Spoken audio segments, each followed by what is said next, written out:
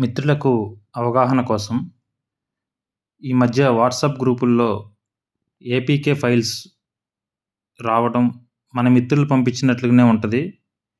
ఈ CSC service అనే కాదు, బ్యాంక్కి సంబంధించింది రకరకాల గవర్నమెంట్ స్కీమ్స్కి సంబంధించి అని చెప్పి మనకి ఏపీకే ఫైల్స్ ఒకటి వాట్సాప్ గ్రూపుల ద్వారా రావడం జరుగుతుంది.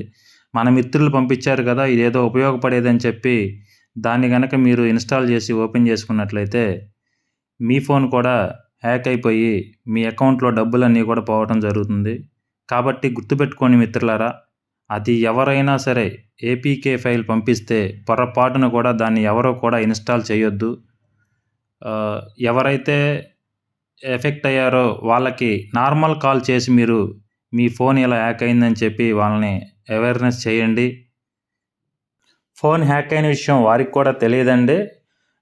వాళ్ళ వాట్సాప్ గ్రూప్ నుంచే అన్ని గ్రూపులకి కాంటాక్ట్ లిస్ట్లో ఉన్న వాళ్ళందరికి కూడా ఏపీకే ఫైల్స్ ఎవరైతే ఫ్రాడర్ ఉన్నాడో పంపించడం జరుగుతుంది.